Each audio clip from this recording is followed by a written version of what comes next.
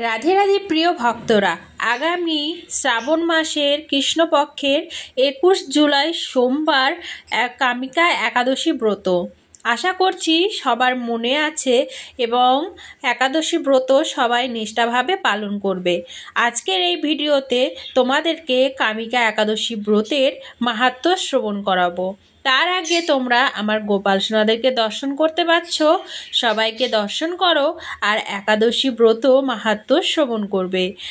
এই কামিকা একাদশী ব্রত পালনের ফলে তোমাদের কি লাভ হবে সেটা কিন্তু এই ব্রতের মাহাত্ম্যর মধ্যে তোমাদেরকে সব কিছু জানিয়ে দেব। এবং ব্রতের মাহাত্ম্য শ্রবণ করা, কামিকা একাদশী ব্রত পালন করা কি ফল আছে সেটা এই ভিডিওর মাধ্যমে তোমাদেরকে বলে দেব। আশা করি তোমাদের আজকের এই ছোট ভিডিওটা খুবই ভালো লাগবে। আমাদের গোপাল সোনাদেরকে দর্শন করে তোমাদের কেমন লাগছে সেটা কিন্তু কমেন্ট বক্সে জানাতে একদমই ভুলো না।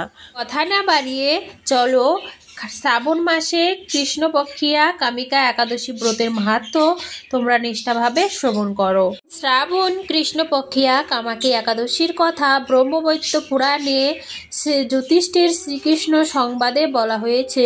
যুধিষ্ঠির মহারাজ শ্রীকৃষ্ণকে বললেন, হে গোবিন্দ, হে বাসুদেব, শ্রাবণ মাসের কৃষ্ণপক্ষের একাদশীর নাম এবং মাহাত্ম্য সবিস্তারে আমার কাছে বর্ণনা করুন, তা শুনতে আমি অনন্ত কৌতূহলী। প্রত্যুত্তরে ভক্তবৎসল ভগবান শ্রীকৃষ্ণ বললেন, হে রাজন, পূর্বে দেবর্ষি নারদ প্রজাপতি ব্রহ্মাকে এই প্রশ্ন করলে তিনি যে উত্তর প্রদান করেছিলেন, আমি এখন সেই কথাই বলছি। আপনি মনোযোগ সহকারে তা শ্রবণ করুন। এক সময় ব্রহ্মার কাছে ভক্তশ্রেষ্ঠ নারদ জিজ্ঞাসা করলেন, হে ভগবান, শ্রাবণ মাসের কৃষ্ণপক্ষিয়া একাদশীর নাম কি? এর আরাধ্য দেবতাকে? সেই ব্রতের বিধি বা কি রকম এবং এই ব্রতের ফলে কি পুণ্য লাভ হয় তা সবিশেষ জানতে ইচ্ছা করি। আপনি কৃপা করে আমাকে তা জানালে আমার জীবন ধন্য হবে। শ্রী নারদের কথা শুনে ব্রহ্মা অনন্ত সন্তুষ্ট হলেন। তিনি বললেন, হে বৎস, জগৎ জীবের মঙ্গলের জন্য আমি তোমার প্রশ্নের যথাযথ উত্তর দিচ্ছি, তুমি তা শ্রবণ করো। শ্রাবণ মাসের কৃষ্ণপক্ষিয়া একাদশী কামিকা নামে জগতে প্রসিদ্ধা।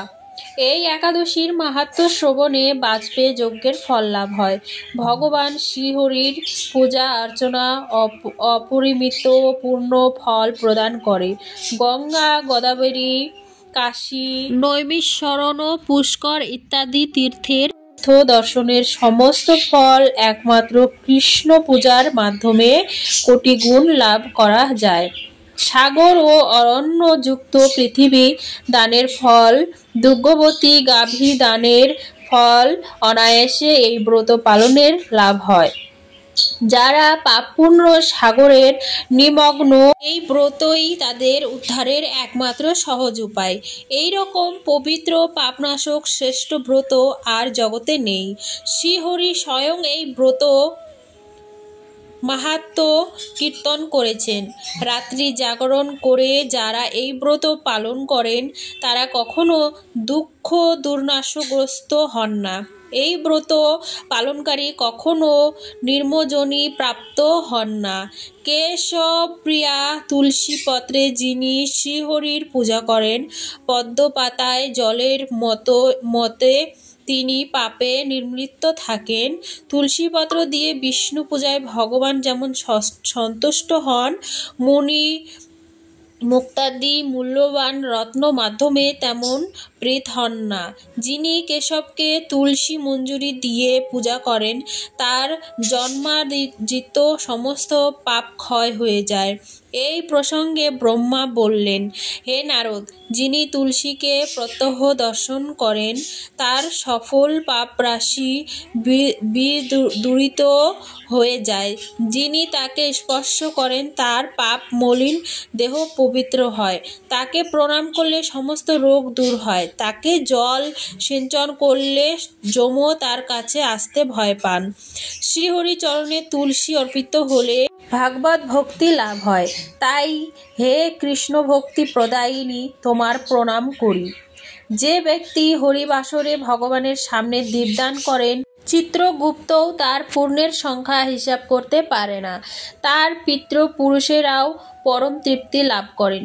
শ্রীকৃষ্ণ বললেন, হে রাজন, আমি আপনার কাছে সর্বপাপ হারিণী কামিকা একাদশীর মাহাত্ম্য বর্ণনা করলাম। অতএব যিনি ব্রহ্মহত্যা, প্রণহত্যা, পাপ বিনাশিনী, মহাপুণ্য ফলদায়ী এই ব্রত পালন করবেন ও এই মাহাত্ম্য শ্রদ্ধা সহকারে পাঠ অথবা শ্রবণ করবেন, তিনি সর্বপাপ থেকে মুক্ত হয়ে বিষ্ণুলোকে গমন করবেন। হরে কৃষ্ণ। রাধে রাধে বন্ধুরা, আশা করছি তোমরা এই কামিকা একাদশী ব্রত মাহাত্ম্য নিষ্ঠাভাবে শ্রদ্ধাভাবে শ্রবণ করলে। তা আশা করি তোমাদের ভালো লেগেছে। ভালো লাগলে ছোট্ট করে একটা লাইক করতে ভুলো না। চ্যানেলটাকে সাবস্ক্রাইব করে পাশে থেকো সুন্দর সুন্দর ব্রজধাম দর্শন করার জন্য। সবাই ভালো থাকবে, সুস্থ থাকবে। আবারও এরকম সুন্দর ব্রজধাম দর্শন করাতেই থাকি সবসময় এই চ্যানেলের মাধ্যমে। কেউ যদি ব্রজধাম দর্শন করতে চাও, চ্যানেলটাকে সাবস্ক্রাইব করে পাশে থেকো। আরও সুন্দর সুন্দর ভিডিও দর্শন তোমাদেরকে অবশ্যই এই চ্যানেলের মাধ্যমে আমি দর্শন করাই বন্ধুরা। তো সবাই পাশে থেকো, আর বেশি বেশি করে এই কামিকা একাদশী ব্রত মাহাত্ম্য আরও ভক্তদের কাছে শেয়ার করে দিও, যাতে তারাও এই শ্রদ্ধাভাবে কামিকা একাদশী ব্রত মাহাত্ম্য শ্রবণ করতে পারে, আর যেন কামিকা একাদশী ব্রত পালন করার যেন ইচ্ছা তাদের মনে জাগে। এই ব্রতের মাহাত্ম্যে যারা একাদশী ব্রত পালন করে না, তারা এই ব্রত মাহাত্ম্য শ্রবণ করলেও একাদশী ব্রত তখন করার তাদের ইচ্ছে হবে। তাই এটুক তোমরা সাহায্য করবে, অনেক ভক্তের কাছে শেয়ার করে দাও, তারা যাতে শ্রদ্ধাভাবে একাদশী ব্রত মাহাত্ম্য শ্রবণ করতে পারে। সবাই ভালো থাকবে, সুস্থ থাকবে। আবার এরকম সুন্দর ভিডিও নিয়ে খুব তাড়াতাড়ি আসবো। চ্যানেলটাকে সাবস্ক্রাইব করে পাশে থেকো। আর তোমরা শ্যামকুণ্ড, রাধাকুণ্ড দর্শন করলে, রাধা মাধবকে দর্শন করলে, তারপরে পরিক্রমা দর্শন করছো, দর্শন করতে করতে একাদশী ব্রত মাহাত্ম্য শ্রবণ করলে, তাই তোমাদের সবার ভালো করুক, রাধারানীর কৃপা তোমাদের সবার উপরে হোক, এই প্রার্থনা করি। আর সবার কাছে একটাই অনুরোধ, সবাই একাদশী ব্রত মাহাত্ম্য শ্রবণ করো এবং নিষ্ঠাভাবে একাদশী ব্রত পালন করো। কারণ একাদশী ব্রত আমাদের শ্রীহরির খুবই প্রিয়, তাই আমাদের সবার কর্তব্য একাদশী ব্রত পালন করা। একাদশীর দিন অন্ন গ্রহণ করবেন না, এবং একাদশীর দিন কোনো অন্ন জাতীয় জিনিস যেগুলো অন্ন মধ্যে পড়ে সেগুলো গ্রহণ করবে না। সবাই ভালো থাকো। রাধে রাধে।